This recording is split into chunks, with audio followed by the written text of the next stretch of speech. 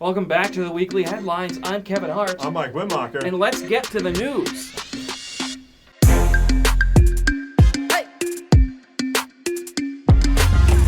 Some video has officially been released by the Sangamon County Sheriff's Office showing the moments leading up to and after the death of an inmate who had been tased.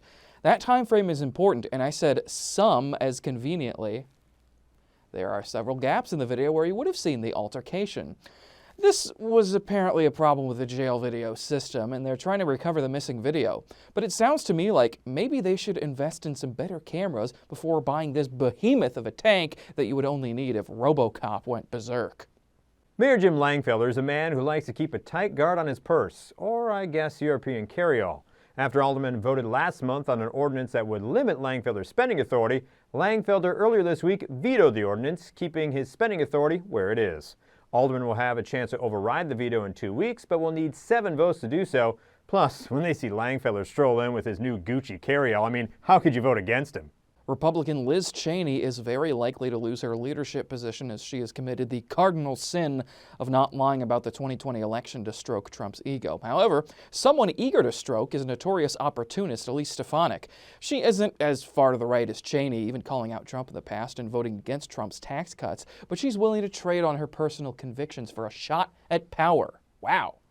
Selling out your personal beliefs and those closest to you to get ahead? Must be awful.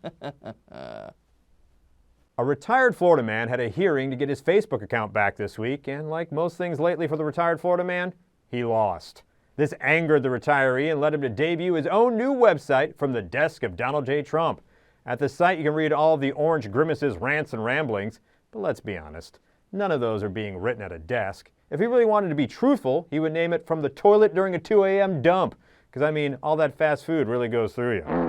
Bishop Pop Rocks, the holy goalie who can stop everything except running his mouth, is a little ambivalent about COVID vaccines. In an editorial posted in The Observer, Paprocki argues that it's immoral for Notre Dame to mandate students to be vaccinated. Paprocki says since stem cells were used at some point in that vaccine process, students should be able to reject the vaccine on moral grounds. Now, this is the same bishop who says gays don't deserve funeral rites and that you don't really love your transgender siblings, do you?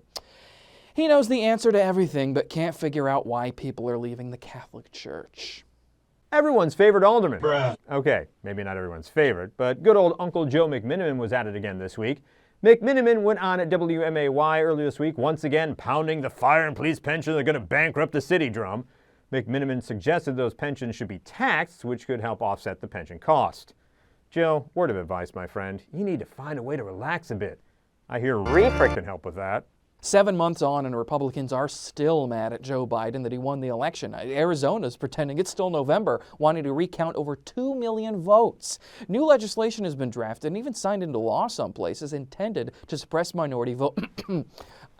Preserve election integrity. Wink, wink, nudge, nudge.